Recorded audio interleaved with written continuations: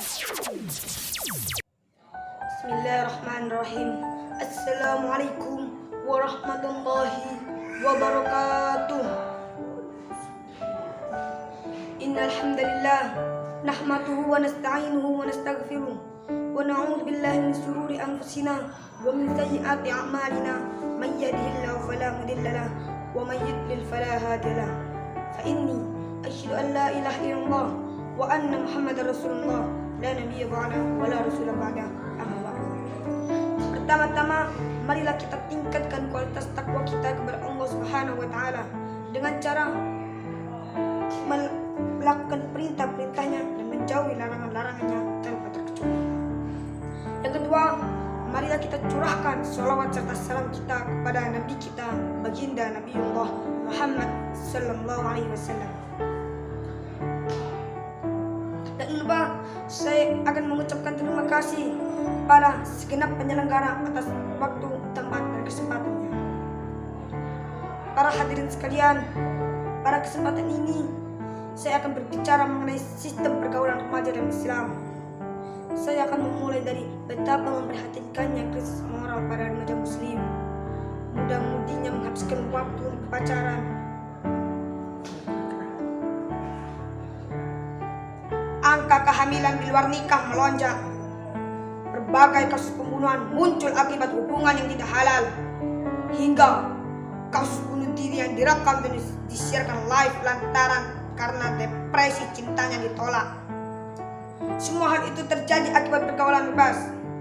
Pergaulan bebas kini telah menjadi wabah yang sedemikian cepat menjangkiti para kaula muda. Para hadirin sekalian, kemajuan teknologi dan kebiasaan latah para remaja menyatu membentuk tren. Pergaulan bebas seringkali dilakukan remaja lantaran hanya karena mengikuti tren saja. Berbagai film-film favorit para remaja yang menyajikan tontonan adegan bebas. Bintang-bintang yang diidolakan para remaja yang mempertontonkan adegan percintaan vulgar yang banyak membentuk tren di kalangan remaja muda. Jadi, tidak diragukan lagi bahwa adegan pergaulan bebas dalam film tersebut bermuatan negatif dari segi moral, budaya, maupun agama. Namun, sebagaimana kata Ibnu Muqaffa bahwa jika sesuatu yang ma'ruf tidak lagi sering dilakukan, maka ia bisa berubah menjadi sesuatu yang munkar. Dan juga sebaliknya, jika sesuatu yang munkar sering dilakukan, maka ia juga bisa berubah menjadi sesuatu yang ma'ruf. Na'udzubillahi minasyaitonir rajim. Para hadirin sekalian, bagi kalian yang belum mengetahui konsekuensi dari pergaulan bebas, hal pertama yang harus Anda semua sadari adalah bahwa pihak perempuan adalah makhluk yang paling dikorbankan dan dirugikan dalam pergaulan bebas. Para hadirin sekalian, khususnya bagi Anda kaum perempuan muda, pergaulan bebas cenderung mengarah ke seks bebas. Mungkin kalian belum menyadarinya saat ini, namun pikirkanlah di masa yang akan mendatang. Apakah orang tua kalian tidak merasa malu jika kalian sudah terprosok jauh ke dalam pergaulan bebas? Belum lagi penyakit yang mengintai seperti AIDS, herpes, kanker, dan sebagainya.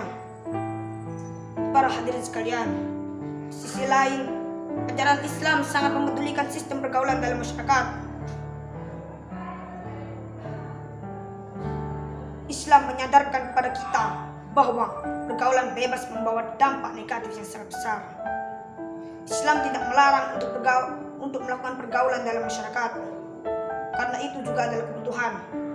Hal ini dibuktikan dengan adanya aktivitas yang berjalan, contohnya aktivitas keilmuan yang melibatkan perempuan dan laki-laki, atau aktivitas perdagangan yang juga melibatkan laki-laki dan perempuan. Islam tidak melarang itu semua, tapi Islam mengatur sistemnya dalam undang-undang Al-Quran dan hadis. Islam membatasi antara pergaulan laki-laki dengan perempuan. Islam melarang untuk berikhtilat atau bercampur baur laki dengan perempuan. Dan juga Islam melarang untuk berkholwat laki dan perempuan perempuan berduaan yang bukan mahramnya. Nabi bersabda, la yakhluwanna rajulun bimra'atin la tahillu lahu illa mahram. Ya, artinya janganlah laki-laki bersendiri dengan perempuan kecuali jika keduanya mahram. Demikianlah para hadirin sekalian, Islam tidak merestui laki dan perempuan berduaan tanpa ada hubungan mahram atau pernikahan. Islam memerintahkan kita untuk menundukkan pandangan atau ghudul basar kepada lawan jenis. Ia juga menjunjung tinggi rasa malu yang merupakan bagian dari iman. Dalam Al-Quran, Allah berfirman, A'udzu billahi minasyaitonir rajim. Wala taqrabuz zina innahu kana fahishatan wa sa'a sabila. Yang artinya, janganlah laki-laki. Yang artinya, dan janganlah kamu mendekati zina. Sesungguhnya zina itu adalah perbuatan yang kecil dan suatu jalan yang buruk.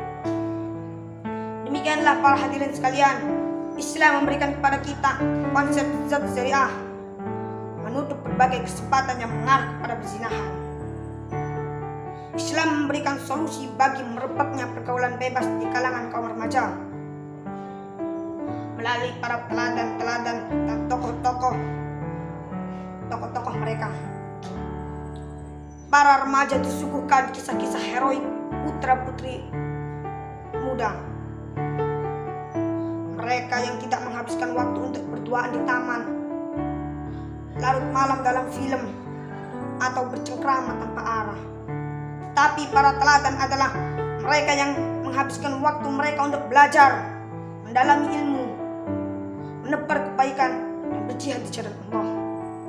Mereka yang menjadi generasi pelopor, bukan pengekor, perintis, bukan pewaris, beradab dan bukan biadab. Sekian dari saya. Bila ada salah kata, itu datangnya dari saya, dan bila ada benarnya, maka itu datangnya dari Allah. Wa aqulu qouli hadza wa astaghfirullah li wa lakum. Wassalamualaikum warahmatullahi wabarakatuh.